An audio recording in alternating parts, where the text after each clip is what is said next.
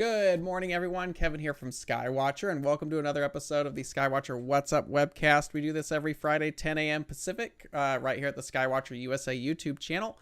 We look at everything from what's up in the nighttime sky to equipment to helpful tips and tricks. And at the end of the month, we have a special guest to talk about their specialty in the field of astronomy. And it is that Friday. Today is Friday, January 27th, 2023, if you're watching this in the past. Or I'm sorry, the future. So, hello, future, everyone. But today we have a special guest on. We have Andre Bormanis joining us. He is a writer for the Orville, Star Trek, Cosmos. His list actually goes on, and it's quite impressive. And he's also an amateur astronomer. So we're going to bring Andre in. If you have questions, just leave them till the end, and we'll throw them over, and we'll get started. So, good morning, Andre. Thanks for joining us this morning. Good morning, Kevin. It's good to be with you. And if you guys are having any audio, let me know. But we checked everything, so we should be okay. So Andre, I ask everyone the same question when we start, and that's how they got into amateur astronomy. I know you're an astronomer, an amateur astronomer, and you've been in kind of the space world for a while. But I was curious how you got started in this crazy hobby of ours. Yeah, it started a long time ago when I was a little kid. I was born in Chicago, but we moved to Phoenix when I was 7 years old. And the big difference between Chicago and Phoenix, other than the weather, is you can see the night sky. And Yes. certainly when we moved to Phoenix in the 1960s, there were, I think, 10 times fewer people here in Phoenix, literally. And I started seeing the night sky for the first time. And in the summer, way back when, from my parents' backyard, I could actually faintly make out the Milky Way. So I became pretty fascinated by this. I had a good friend who was, one of my best friends growing up. And every week, Gary was interested in a new subject. He was one of these kids who, wow, now it's anthropology, then it's computers, then it's astronomy, then it's this, then it's that. So I was always kind of interested in what Gary was interested in. And so when he got interested in astronomy, we checked out a couple of books from the school library and started, learning the constellations and so forth. And, Gary moved on to some other interests, but I really stuck with astronomy. I was just hooked from a young age, wondering, what are these things out in the night sky, and really they're that far away, and that star is just like the sun, but it's so far you can only see it at night, a little pinpoint. And so I started, reading and getting interested, and Star Trek was my favorite TV show growing up. I remember seeing the first lunar landing, Neil Armstrong and Buzz Aldrin, and I was young, but I was mesmerized. I remember it like it was yesterday. And by the time I was around 11 years old, I decided I wanted to get a telescope. So we had these things called phone books back then, and there's a thing called Ancient Yellow Pages, technology. yeah, that listed all of the businesses in your city. So I got out the Yellow Pages and I opened it up to telescopes, and the first company that was listed was called Ad Astra Telescopes. Yeah. And so I called the number, and thinking I knew what I was talking about, I said, "So, what kind of telescopes do you sell? Refractors or reflectors?" And the guy on the other end of the line said, "Well, I make a telescope that's kind of a combination of both." And I'm like, "Oh, wow, that sounds incredible." And he said, "Have your dad bring you down to the shop one night, and I'll show you around." And the man's name was Max Bray. He was the you know founder of the company, and he made mostly these 3-inch aperture Maksutov Cassegrain telescopes. So one night, my dad took me out to the shop, and Max set up one of the little 3-inch Macs on a tripod, pointed it at Saturn.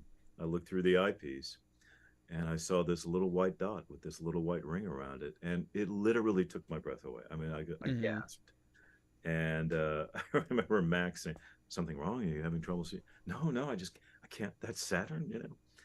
And that was the thing that really put the hook in me, I guess.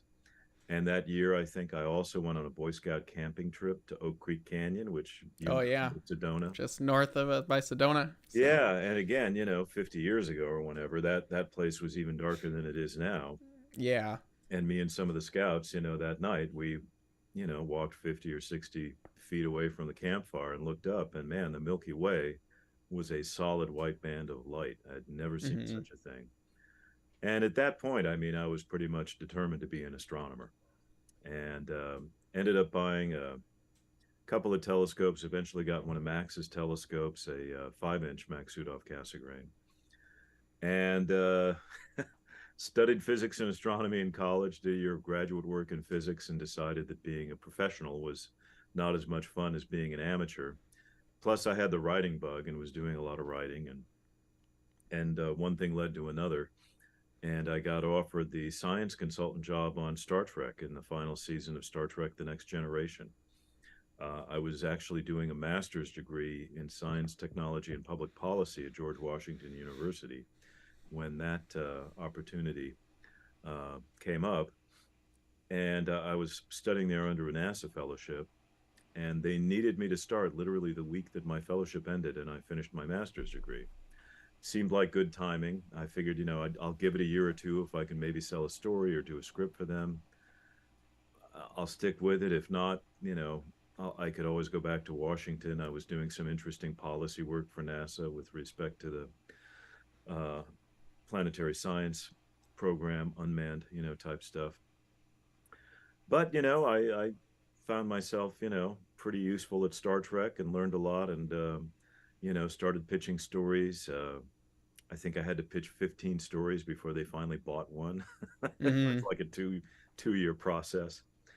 And then they had me write a script one season, because they were shorthanded on the writing staff, and they liked it well enough to have me do another one. And I eventually became a writer and a producer on Star Trek Enterprise. I wrote 6 or 7 episodes of Star Trek Voyager while I was the science consultant. And I've been writing for various TV shows ever since. And as you mentioned, when Cosmos was rebooted with Neil deGrasse Tyson as the host, Brandon Braga, who I'd worked with on Star Trek, was one of the executive producers and said, "Hey, the astronomer Andrew, Carl's widow, had been working with, the project had been delayed several times, and he was no longer available to work on it. And, Brandon said, hey, we could really use you on this thing." And I said, God, that would be amazing. I loved the original Cosmos, I loved Carl Sagan. I'd read all of his books. I'd met him actually a couple of times, Hmm. along with his wife, Andrew, who was spearheading the new Cosmos. And as luck would have it, Seth MacFarlane, creator of Family Guy and then The Orville, was also a huge Carl Sagan fan. And he was the executive producer of Cosmos. He got that new season uh, set up at Fox. Hmm. And so I got to know Seth a little bit better. And when The Orville came along, he knew he wanted somebody with a science background to be on the writing staff. He liked my work. He was familiar with me from Enterprise. And of course, working with Brandon, he brought Brandon Braga onto Orville, and also David Goodman, who had worked for us for 2 years on Star Trek Enterprise as a writer producer. David had been on Family Guy. He was mostly a sitcom writer, but he loved Star Trek and worked with us for 2 years on Enterprise. So the three of us were sort of the initial group of writers that were hired to work on the Orville, which has now completed its 3rd season.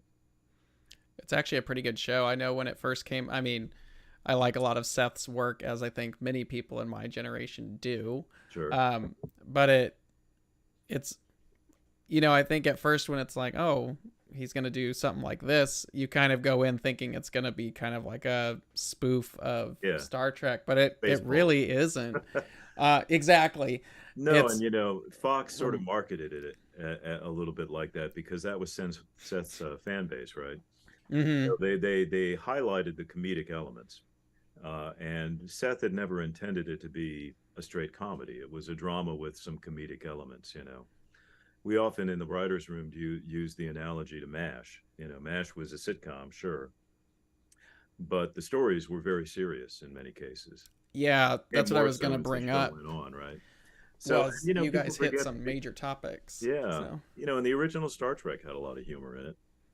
And that was sort of the model in terms of the tone of the show. So we wanted to do these kind of high concept science fiction stories that were, had some sort of a moral element involved, and but with a lighter touch and with some fun characters. And Yeah, comedy almost always comes from the characters on our show.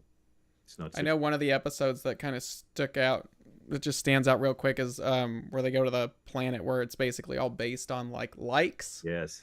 like social media. You guys kind of approached it in a way of kind of, you know, Black Mirror stuff like that, where it Yeah. really makes you think about like, wow, we Mm-hmm. have some stuff really mixed up that's acceptable in the cultures, and you kind of approach that as a reflection of, we might have to have a conversation about this on a serious note. Right. So, Yeah, that was, I think, one of our more popular episodes, and I think it came off really well. Jay Lee was great in it, who plays John Lamar, and yeah, it's that sort of classic science fiction, taking things to an extreme and seeing what that might look like, and making that a reflection on some aspect of our society. mm-hmm. I think one of the things we talked about as we were developing that story was this whole thing of public shaming that was going on at the time, Yeah. where people would tweet something and think it was somewhat innocent and it was taken the wrong way, or and it created a huge backlash. So that was our way of kind of you know taking that to an extreme and showing, if we had genuine, you know a sort of everybody votes on everything just with likes and does it rather impulsively, because who has time to deliberate, in social media? If that's how your society is structured, that's going to lead to a lot of problems for individual freedom of expression. And so that was Mm-hmm. kind of the idea behind that particular episode. Do you notice? I mean, because you've done Star Trek, then you do Cosmos, and then you do Orville. Mm-hmm. Obviously, Star Trek and Orville are similar mindsets of kind of where you're at with things, but obviously Cosmos, that's extremely scientific based. That's, what it is. Where Yes. Star Trek, you can kind of play a little bit Yeah. with science fiction. Do you notice that when you're writing episodes for other shows, it was a different approach when you're talking about Cosmos? So, Oh, absolutely. Yeah, Cosmos, deals with science fact mm-hmm. and a lot of history. The historical development of modern science is a big theme that runs throughout all of the Cosmos series. And Andrewian was, very insistent on making sure that we got our facts right. And National Geographic was a partner in the show as well, and they had a fact checking apparatus, that we had to, subject every episode to. So we depended on a lot of outside help. I called a lot of people at a lot of places to verify information about this, that, and the other. Some of it I knew, some of it simply because of my education, because it's not like we're solving advanced problems in quantum mechanics, but we are talking about quantum Mm-hmm. mechanics, the uncertainty principle, the history of astronomy. We did an episode that was all about Gerard Kuiper and his sort of rivalry with Harold Urey, and their competing ideas about the formation of our solar system, the origin of the moon, Earth-Moon system, the probability of other solar systems existing around other stars and so forth. And I was familiar with some of that history, but I had to relearn it. And Carl was a student of both of those guys, and Gerard Kuiper, of course, was at the University of Arizona for many years, where I did my undergraduate work in physics and astronomy, and did a year in grad school there. So again, I knew the names, I knew the basics, but the history and the details, and Kuiper's work on Beta Lyrae and the contact binary systems and so forth. Yeah, that was something I didn't know in great detail, and it was a real pleasure to really learn about those things again, and to find out all of these new and interesting details. Yeah, I think two of my favorite episodes of Cosmos was episode 4, which is Sky Full of Ghosts. Yes. Where you talk, and then the one following that, which is Hiding in the Light, where you start talking about the spectrum and stuff like that. But I like spectroscopy a lot. I think it's really interesting. So, Yeah, but I think how you guys approach that and was really, you're just telling that story, but you're telling it in a graphic sense now to where you can be a part of it is pretty cool. So. Yeah, and one of the other fun things that I got to do on Cosmos is we told the historical stories through animation, and that was again part of Seth's contribution. Of course, he had this huge animation factory available to him to develop these sequences. On the original Cosmos, they did it with actors, people in tights and period thespians, and that's a little, it's a little dated, I think. So we thought, hey, let's do this interesting, animation, approach. And when we did an episode about Michael Faraday and the history of electricity, one of the things that Anne wanted to show was, how Michael Faraday came up with the idea of the electric motor, and also how he discovered the connection between magnetism and light through something called Faraday rotation. I don't know if you're familiar with that, but basically, if you have polarized beam of light traveling through a sufficiently intense magnetic field, you can, change the angle of rotation of the polarization. And we wrote this out and described the experiment that Faraday did to demonstrate this phenomenon.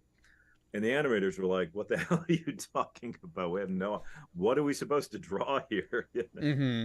Well, we started to explain it, and then one of us, maybe me, came up with the idea that, it'd be a lot easier if we just built some props and set up the experiment and had, somebody walk through that experiment. And so we did. We created, a mid-19th century, electromagnetic coil, got a Nicole eyepiece and a prism and this, that, and the other, and a battery, and none of it was actually working, but it looked right. And I set it up. We shot this in New Mexico. We're on a sound stage. So I set up the coil and the prism and the this, that, and the other. And then I put on a 19th century top coat, and I played Michael Faraday. And we had one of our assistant directors, shoot me, setting up the different components, looking through the eyepiece, hitting the button to put, electricity through the electromagnet and blah, blah, blah. And looking through the eyepiece again and seeing, oh, the polarization has changed, And then that was something that we could then hand off to the animators. And they did a process called rotoscoping, which is basically a technique where you can take live action and turn it into animation with a computer program that maps the live action to the animation that you want to do. And that was very effective. We did a similar thing with the electric motor experiment and a couple of other things. So that was a lot of fun, and man, if I'd ever heard of Faraday rotation when I was an undergraduate, I'd probably long forgotten it. Yeah. But when I started to read up on it again, oh yes. That was cool, So it was a nice opportunity for me to, relearn and revisit, and then to learn some new things, especially with respect to the history of science, because that's something that is unfortunately not taught in most undergraduate curricula. Some schools, there are a handful of schools that do the history and and make that an important part of the curriculum, but most colleges don't. You hear most of the time it's just Yeah, here's the concept, this is what it is, that, but yeah, blah blah blah, but you don't get to how we got to that point. Exactly. You find that your writings and you helping with these different shows have helped like inspire new generations of people to kind of get interested in science, whether it's through, because that's kind of a unique stance where you're at is right. Yeah, you could be an amateur astronomer, but through your workings in pop culture, you're actually kind of feeding back into that world again. Yeah, no, I definitely, I've heard from many people many times around the world that, oh wow, that was one of my favorite episodes, or that was so cool. And I remember thinking, wow, wouldn't that be a fun thing to do, and so yeah, I think that, certainly people that I know in the sciences, especially in astronomy and physics, probably of those who are my age and and younger, I'd say that half of them at least would credit Star Trek as being a key source of inspiration for them. Hmm. Whether it's the original series or Next Generation or Voyager or Deep Space Nine, I mean, all of those shows, had a strong audience, and I think that we were always very good at making sure that science seemed cool. Yes, there were bad people who abused science, and the occasional mad scientist trope would crop up. But for the most part, you know, the scientists and engineers were the good guys, right? Captain Janeway was actually a PhD astrophysicist, and we occasionally Hmm. mention that in some of the shows. And in fact, one of the episodes that I worked on involved exploring a binary pulsar system. You know, where do you see that on TV? Yeah, exactly. It just you have it's kind of interesting how it's kind of like science has made its resurgence in a Yeah, way. I mean, you yeah, have shows like Big Bang Theory and stuff right. like that who they make it funny, but then when it's actually like no, what they're talking about is actually accurate Yeah, and it's a thing. they had a And PhD physicist who consulted on that show, Lawrence Mlodinow, who I've met a couple of times, and who'd worked and I think wrote a book with Stephen Hawking. So mhm.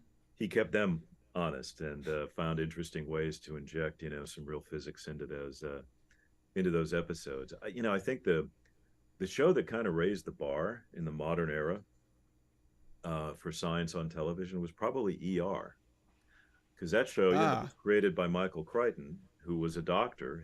He went to Harvard Medical School and decided he'd had enough of medicine and wanted to get into writing, and he'd written a novel that became a movie, and then he created this TV show some years later, became this huge hit. But he insisted on, this is the kind of thing that really ought to be done right if we're going to do it at all. And I spent however many months on my rotation in the ER, and this is how it works. And they chatter a lot of things that the average viewer is not going to understand, but you're going to understand that these people seem to know what they're talking about. You know, when they order a yeah, and CBC, that's a blood panel, is that blah blah blah blah. And I figured, I kind of took the same approach on Star Trek. It's like you may not know exactly what these characters are saying to each other when they're talking about some problem with the warp drive or whatever, but I wanted it to be like if you happen to be walking, around on the JPL campus and you overheard a couple of engineers talking about a problem with a spacecraft thruster or something, you may not know exactly what they're talking about, but you should have the impression that they know what they're talking about. yes. And of course, even, with Star Trek, yes, we invented a lot of fictional technologies that may never exist, warp drive transporters, phasers, and all of these other things. But we did think through, some basic ideas about how these systems operated, and we tried to be very consistent in the portrayal of those, of those technologies. Yeah, you treat them as if they are Yeah, and we something. we had a lot of analogies, the dilithium crystal, that's a little like a carburetor in some ways. Mhm. It helps guide how you think about, what kind of problems can crop up with it, and then how would you fix it, right? There actually is a question that kind of relates to what we're talking about. Is there a similar process to the fact checking that keeps the details of Star Trek universe consistent? Yes, because there is a whole, I don't know how many episodes of Star Trek we did from the original series through 7 seasons of Next Gen, 7 seasons of Voyager, 7 seasons of Deep Space Nine, and then 4 seasons of Enterprise. I mean, until the last couple of seasons of Enterprise, we were doing 26 episodes a year for each of those shows. So, do the math. It's 500, 600 some odd episodes of television. And you know, that's a huge body of work. And Mike Okuda and Rick Sternbach, who were graphic designers and artists on Star Trek, kind of from the get go of Next Generation, um, had the foresight to keep lists of terminology and to organize their thinking about the systems that would need to be developed to create a starship. A lot of it was done with analogies to modern naval vessels, right? Mike Okuda came up with the great touchscreen graphics that we see on Star Trek: The Next Generation and the subsequent shows. And he and Rick made sure that there was a logic to that, and that there was an associated terminology. And they wrote a book, Star Trek: The Next Generation Technical Manual, that came out a couple of years before I joined the show as the science consultant. And that was my Bible. That book was my go-to resource for making sure that, when some tech problem showed up in an episode and it involved some system on the ship, I went to that book. And if I didn't know it already, being a fan and having watched every episode multiple times probably, I would make sure, oh yeah, we call that the phase compensator, or that's a nation particle, that forms the core of our phaser beams on the ship, and so on and so forth. Is there another question, real quick? My boss is also a Trekkie, so a lot of these are probably coming from him. Good, So, that's fine. um, are there any stories or story threads that didn't get made that you would like to have seen? Oh sure, lots.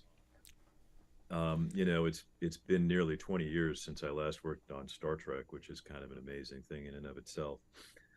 But I know something that I pitched on Star Trek Enterprise, which was a prequel, of course, to the original series, took place like 85 years before the Kirk and Spock era. We wanted to revisit some of the implied history of the Star Trek universe. People have written a lot of novels and short stories and so on about the history of the Federation and, possible histories. None of that stuff was what we would call canon because it didn't appear in an episode, and we didn't necessarily draw from a lot of that material, although we did have two writers on staff our fourth season, Gar and Judy Reeves Stevens, who were terrific writers, and they wrote some of the best Star Trek novels, and one of their books was kind of about the history of the Federation. So, they fed some of their ideas into those shows in our fourth season. But one of the interesting ideas that I was pitching for a potential fifth season, which never happened, was I wanted to dig into the history of the Cloud City in the season 3 episode of Star Trek: The Next Generation, where the elites all lived in this gravitationally suspended city in the clouds, and the working class was all down digging in the mines to get the materials that were needed to keep the people in the city stratos um, happy and well fed and so forth. And I thought, wow, this would be kind of cool. What did that place look like 100 years ago when it was first being built? What kind of a story Mm-hmm. did we tell there? And obviously we had better visual effects, and on Enterprise, certainly, by the fourth season, that compared to what they had available in the 1960s. So, that was one of many ideas that had been pitched that we were looking to explore in a potential season 5, which unfortunately we never got. Yeah. Just kind of shifting away from astronomy and more to your writing side of things. For someone who's maybe getting started in writing, obviously I've tried to write stuff before and I have my own ways of going about it. But how do you craft a story? Because I know when you write something, it's kind of like you have the initial idea and then you write it out, and it's kind of like you might run out of steam Yeah, on that. yeah. So, how do you find, or what works for you to kind of, because you end up having to write scripts and whole Sure. storylines, how do you take this basic idea and apply that to where it's a full functional encapsulated story at that Yeah, point? that is the trick. And on when you're on the staff of a TV show, you have the benefit of other minds. You have other Mm-hmm. people in the writers' room, and if you pitch an idea, like I pitched the Stratos idea, great. Then what happens? We get there, we see that this thing under construction, but that's not a story. That's just a premise. That's a Yeah. setting, basically. And so, in television, you have other people you can kick around ideas with, and that kind of brainstorming is often when things pop up, and you're like, oh yeah, that'd be cool. One of the best pieces of advice on that I ever read, Stephen King wrote a book called On Writing, and he made a very good point in that book, which is he said that I know I've got a story that is going to work when I've got two stories. Mm-hmm. So he'll come up with a premise, and then he has to think of something else that would work with that, that's almost like a separate story, but then the two can sort of interact and play off each other. And that's how you kind of build a plot. You know what I mean? Mm-hmm. Really have to, kind of stretch your mind a little bit. And I've, in any number of times, I'll come up with a premise, I'll write it down, file it away. And it's not until weeks or months later that I go back and revisit it. And then I think, oh, I could bring this other element in. And then that gives me enough of a dynamic to create a story. You've always got to find an element of conflict. You've got to have two people with different goals, who are butting heads and so forth. So, ultimately, I think that, writing is its own sort of magic in a weird way. Um, I always have to start putting stuff on paper or, on my computer screen. I almost never write longhand anymore. Sometimes I do, but, mostly it's sitting down at the computer and I start typing. And that kind of gets the wheels turning. And then I try to bring in a character and I try to put myself in that character's shoes and think, how would they react? What would they do next? Now, I got to one of my favorite writers of all time is Ray Bradbury. He was probably my favorite writer growing up. And I got to meet Ray a few times and work on a couple of projects with him. He wrote a book called Zen and the Art of Writing that's also a very good, advice to writers kind of a thing. And his process was, he said that, he didn't really know where his stories came from.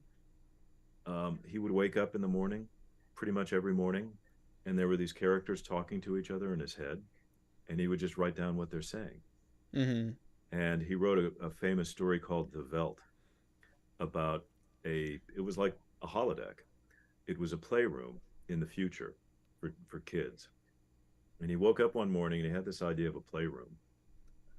And a wife coming to her husband and saying, honey, I think there's something wrong with the playroom. And that's all he had. And he thought, well, a playroom. Where is this playroom? Yeah, it's probably in somebody's house. He had a playroom for his kids. And is it a playroom in today's world? Yeah, it's not too interesting. What about a playroom in the past? Yeah, probably didn't have a lot of playrooms in the past. People were just, struggling to make, to eat Yeah. the next meal, right? Ah, the future. What would a playroom in the future look like? Television would be nothing but television screens. And the kids, whatever they imagine, would show up on those television screens. And he said he started writing, just started writing that. And he said, oh, okay, so the father's walking down the hallway to see what's wrong with the playroom. So he's following the father. You know, Dad walked down. He opened the door. And Bradbury said, when I wrote that line, he opened the door. What does he see? He said, I had no idea until I wrote that character opening the door. And then I saw something. And he just kept going. You just add elements on And he elements said and he wrote that story in like 2 hours. And it's like a stream of consciousness kind of a thing. yeah. But when you get into that flow, that's often how it works. And you get into that flow through practice. There's that old Mm-hmm. line, I forget who, Malcolm Gladwell or somebody talked about how, 10,000 hours. The Beatles didn't become the Beatles overnight. They played these terrible clubs in Liverpool and Germany and whatever, mostly doing covers of other people's rock and roll songs, Chuck Berry and whoever else was popular in the 50s and early 60s. And they just put in the time. And eventually they started coming up with stuff on their own because they had done it enough. They had played those songs hundreds and hundreds and hundreds of times. And they had, they obviously were gifted. They had, an ear for music and so forth. And, you know, you spend enough time, you start the wheels turning. I think that, people often ask the question, well, do you think I have talent? Well, talent is really nothing more than the willingness to practice. That's another great thing that Bradbury said in one of his books, that he started writing when he was 12 years old. And he started by, he loved the Burns and Allen show on the radio. George Burns and Gracie Allen, right? This old radio show comedy thing couple. He'd listen to the show and then he'd write down as much of it as he could remember, try to write out the script. And he just kept doing that. And then he started to improvise, some of his own lines, and he said it took him 10 years of doing stuff like that before he finally wrote a short story that he felt, wow, this is a good story. Mm-hmm. This is my voice. This is me. This is not me copying other people like I've been doing for 10 years. And it really is that, it's really just a matter of practicing and keeping at it every day. And some days you make progress and some days you got nothing. Yeah. It's got to be willing to kind of in television, refine that. pressure. Pressure makes diamonds. Every year we got in the executive producer's office and he had these big whiteboard calendars all across 3 walls. And on those calendars, it showed the date production would start for every episode that season. And we knew, if we're starting the writer's room in April or May or whenever we started, that, on September 4th, we've got to have a script delivered for episode 6.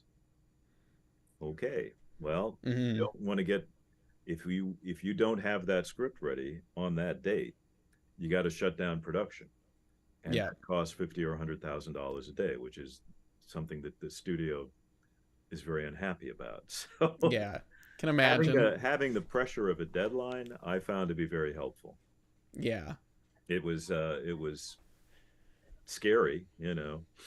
Probably shaved a few years off of my life at times, when we were, trying to come up with episode 23. We know it starts shooting in a week and we don't have a story.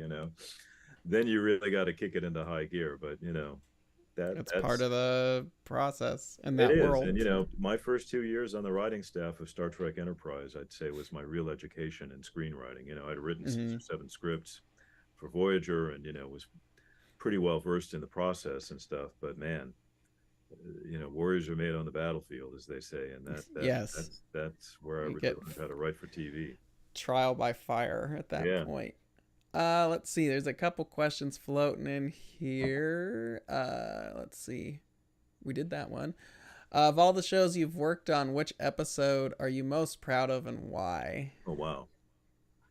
There's quite a catalog, I'm sure. So. There is a long list. And,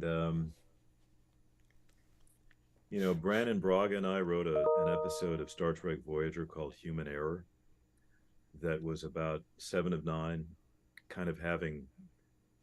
She started to try to imagine on a holodeck what life as a real human being would be like, where she would have none of her Borg implants. And she started to have these little malfunctions, and she went to the doctor and he couldn't figure out what was going on. And she imagined a married life. She was married to Chakotay and was, having, a certain amount of domestic bliss and so forth. Well, what she discovered is that by even imagining that kind of a life, completely cut off from the collective, it triggered a kind of a fail-safe mechanism in her deepest, Borg implants. And if she kept down this path, it would eventually kill her. Mm-hmm. And it was the Borg's, awful, underhanded, tricky way of making sure that if somebody strays from the collective and is separated, that they can never really be apart from the collective. They can never really reclaim who they are. And, 7 of 9 was kind of like Data, a little bit of a Pinocchio character, the wooden boy who wants to be real. Mm-hmm. But they can never quite get there.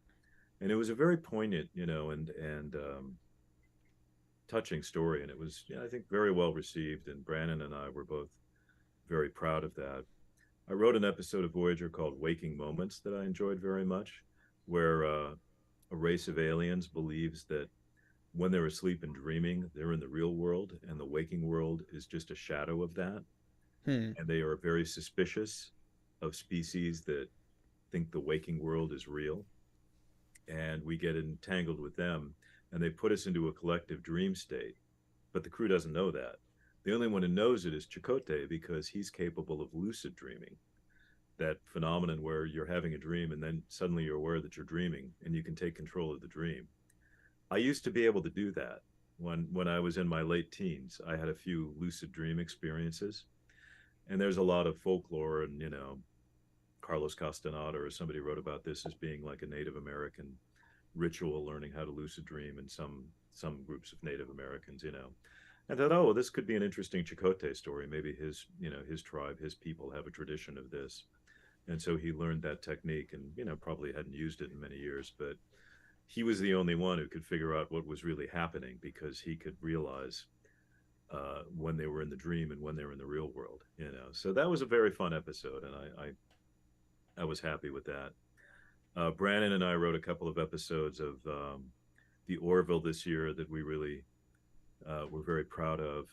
One called Midnight Blue. Dolly Parton had a cameo. We got to write a scene for Dolly Parton, which was amazing. Mm-hmm. And unfortunately, I didn't get to meet her because we shot this during COVID. And it took us 3 years to get season 3 done. And they shot Dolly in Tennessee. She never came out to LA. And so I never got to meet her, which was a bit of a drag, but it was great. I liked the first episode of the Orville that we wrote called Into the Fold, where Claire is taking her kids on a little vacation, and John Lamar was supposed to pilot the shuttle, and he got busy with some upgrade or whatever with the ship, and Isaac becomes her pilot, and she's like, ah, this knucklehead. And then, of course, they get into trouble. They crash on a planet, and there's been a biological catastrophe, biological warfare thing going on the planet, and Isaac becomes a kind of a surrogate father for the kids. And that I'm very proud of. I enjoyed that episode. I thought it worked out well. Nice. It's always fun to just watch those shows, and it just makes you think. And I think it's probably a lot like music, I'm sure, where you as a writer have your own approach about, hey, this story means this to me. But Right. then for someone else, it interprets differently. So Yeah. you hear a song and the guy or whoever wrote it, it's, well, this is what that meant to me. But then it's probably interesting to hear other people's interpretations of said story. Oh yeah, no, I love getting that kind of feedback, because you're right. It's a very different experience for me writing it than it is for when I watch, some other TV show. It's Is it funny. weird to watch your stories play out? Yeah, occasionally. I don't really go back and revisit much, but um, when I started on Star Trek, seventh season of Next Generation, which was also the second season of Deep Space Nine. Of course, I got all of the scripts, long before they were filmed, and worked on them and saw them through multiple drafts and so forth. And so I had never seen an episode of Star Trek in all of those years, 12 years that I worked on the shows, that I didn't know what was going to happen. I knew it was going to happen in every one. So watching, I guess I've never thought about that, where it's like, I can't watch this because I played it out. So because it's like, I know what's going to happen. And so I was happy when, finally, I worked on a couple of the movies. I don't think I worked on the final one with the Next Gen cast. So I got to see that and not know what was going to happen. And that was great. mm-hmm. And then, the new shows, not as big a fan of the new shows for various reasons. I mean, I think they're good. They're really well made, obviously. Just, didn't. I kind of liked Strange New Worlds. I liked what they were doing, and I thought they were getting back to the spirit of the original.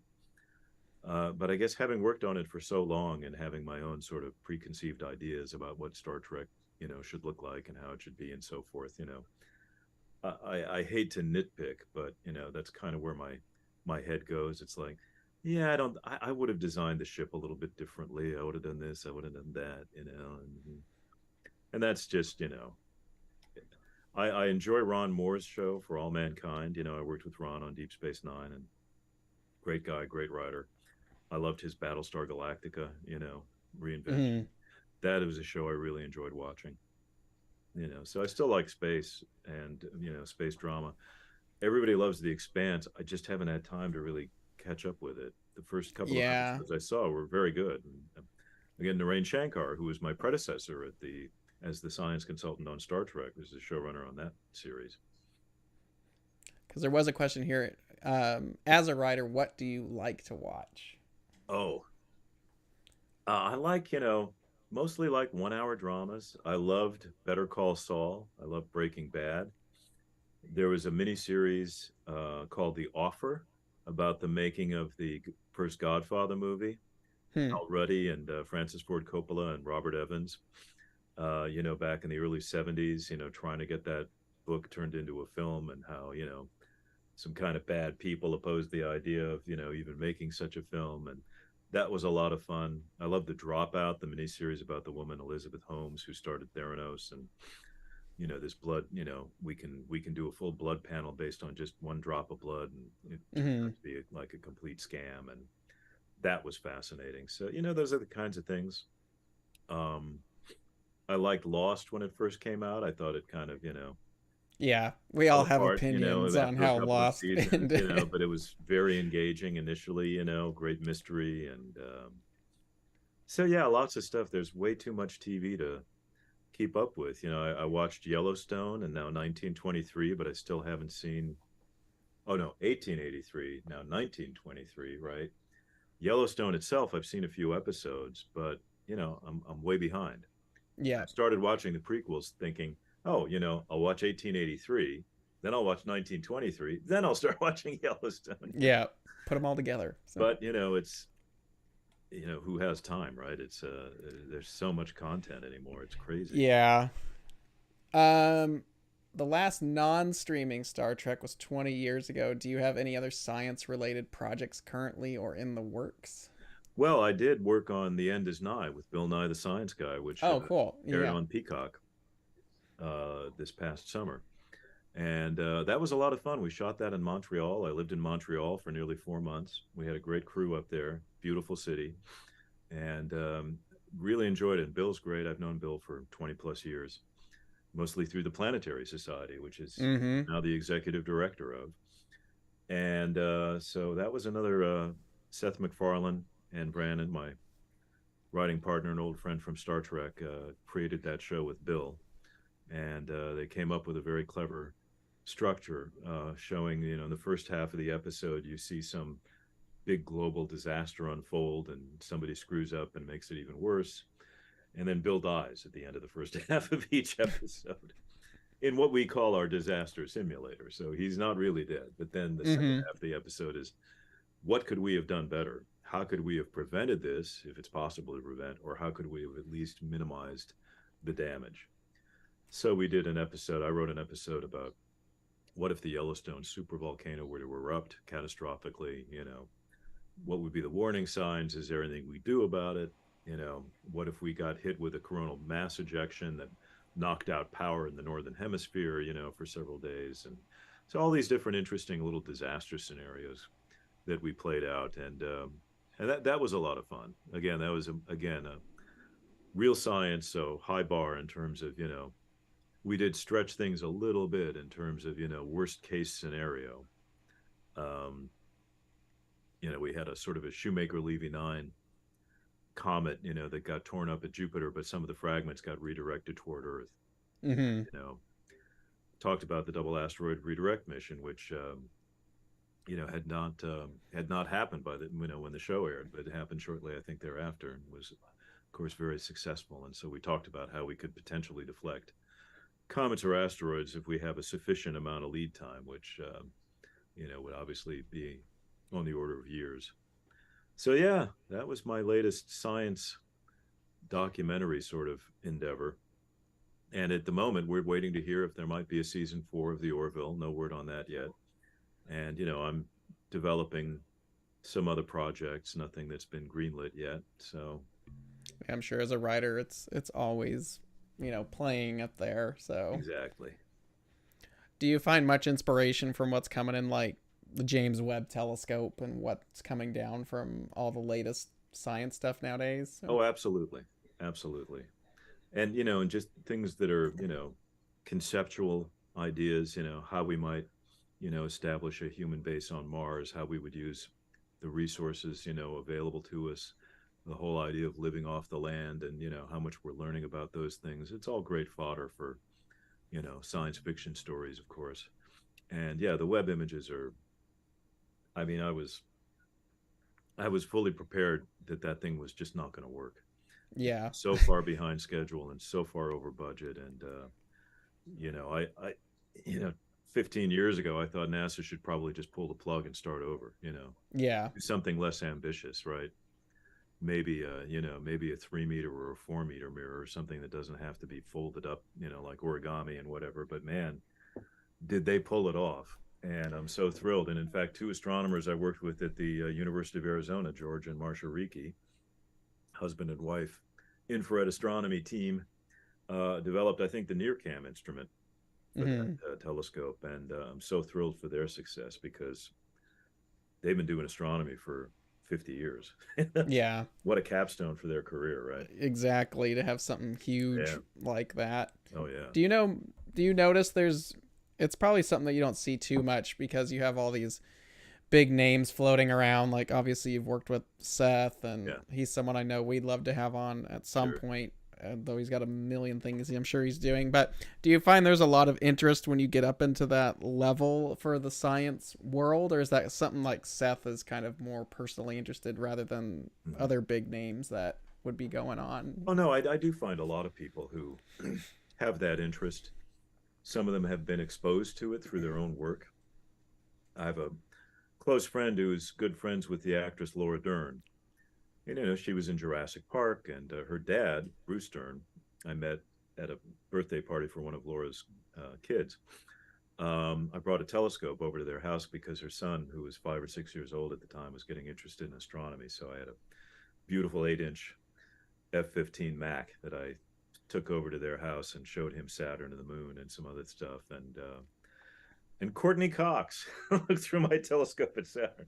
She was blown away. She was like, "My God, are you really? How far is that? It's about 1 billion miles. Oh my God, you know."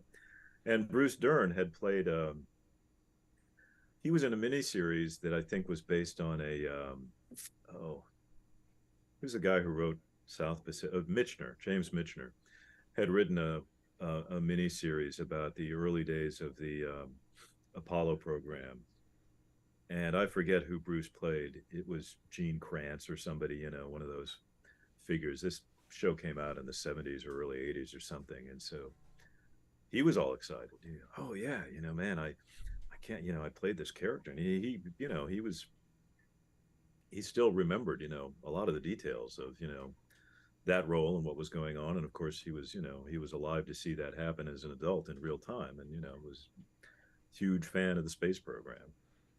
I guess that is. It's just like I do tons of outreach, Yeah, and it's you kind of find that everyone, no matter where they are in their life, has some inherent interest in yes, what sits beyond our world. And I think that's what's cool about astronomy, whether it's just some person off the street or someone who's a celebrity and is well known, yeah, even if they're not into it or not even aware of it, for even if it's just 5 minutes, right. they can click into this kind of more primal mindset, if you Yeah, will. well, and it's, you So, know, these are the big questions. And I think everybody has an inherent curiosity about, you know, what is this universe we find ourselves in, and how did it get here, and where's it, how will it change over the, you know, next 100 billion trillion years? And, you know, those are, you know, I think it's part of any human being who has any curiosity at all is going to wonder about those things. And I have yet to meet anybody. I've shown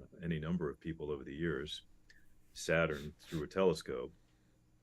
I have yet to meet anybody who sees that for the first time and just says, "Meh, no." You know, yeah, it's like the reaction is, "Are you kidding me?" You know, the reaction, it's the "Really? real thing. What?" So, You know, it's kind of universal.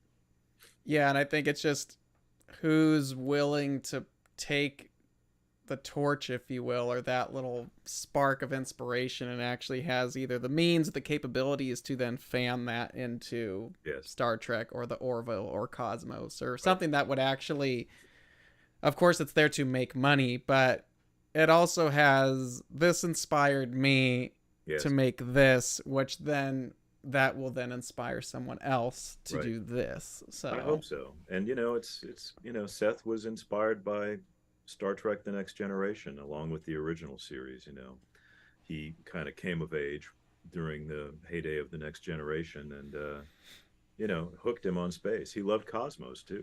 He loved the original Cosmos with Carl Sagan that aired when he was a kid, and he loved it. And that's how the new Cosmos got made. He happened to meet Andrewian at an event at the Smithsonian, found out that she was shopping around season 2 of Cosmos, and he was like, "Oh, really? Wow, that would be amazing." And she was, having trouble finding a home for it. PBS apparently wasn't interested or didn't have the budget that she would need to do it the way she wanted to do it.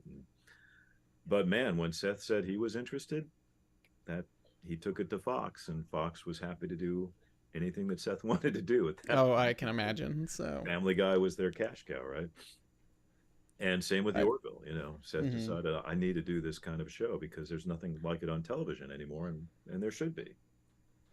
I think it's cool that he was, because I feel like some people might be hesitant to, they know what their cash cow is, and it's just Yeah, like, I'm just gonna stick to my guns and not right. mess with anything, and I just write funny things. But I think it was kind of cool that he was willing to, I guess in some way, take this risk and step out of what he probably is comfortable in and used Yes. to producing and making something that is serious and accurate. But I Yeah, think that's it was very kind true. of cool for him to do that because I'm sure he got a lot of people who probably never, that's just like, oh, Seth MacFarlane's doing this, Yeah, whatever, I'll follow it. But then it takes this audience that probably never thought about this at all. And it was like, yeah. whoa, this is kind of, you're exposing new people to that. So, Oh yeah, I have infinite admiration for Seth on many levels because man, if I were him and had his resources and had his success, I'd be sailing my yacht in the Riviera. And I yeah. would be flying my private plane to whatever my next adventure, I decide should be. Hmm. But he's the hardest working man in show business. It's amazing the amount of energy that he has, and I always knew he was very funny and a very good comedy writer. I didn't know what a good writer of 1 hour drama he was until we started doing the Orville. His pilot script was great, and it's like, Hmm. God, what can't this guy do? He stars in it. He directs half the episodes. He wrote half of the episodes of the Orville, at least. We all broke stories together in the writers' room, but Seth did half of those scripts, and it's insane, and he keeps working. He's doing this TED sitcom, based on the 2 movies that he did about the foul mouthed teddy bear. He's doing that. He has a singing career. I remember once we're in the writers' room one afternoon, and Seth said, I got to leave early today. Oh, why is that, Seth? I got to leave around 3:30. What's going on? Well, Barbara Streisand is doing a concert down at the Staples Center this evening, and she asked me to come up on stage and sing a couple of duets with her. Just a casual Friday Okay, night yeah. out. So Tell it's Babs we like, said hi. I mean, it's amazing. And he performs in LA once in a while. Obviously, the COVID lockdown changed a lot of things, but finally seemed to be coming out of that and back into a more normal way of doing business. But yeah, he's amazing. And I mean, it's you know, I love Star Trek and I love working on those shows. The Orville has been like just, a blessing and it's a that great experience homage. and so Yeah, much I guess fun. that's kind of his homage to what Yeah. inspired him. And just, So, I've never worked with a better group of writers. Every day coming to the writers' room was so much fun. I mean, I so hope we get a fourth season because yeah. it was just such a pleasure on so many levels and so gratifying, and just, we're all proud of the work. I think it's a terrific show. No, that's awesome. Yeah. I have one question from Yes. someone in the chat, and then we'll probably wrap it up. Sure. Have you ever wrote a sci-fi novel of your own? Um, I am in the process of, I wrote a pilot for a TV series some years ago. Got a lot of interest, but nobody bought it.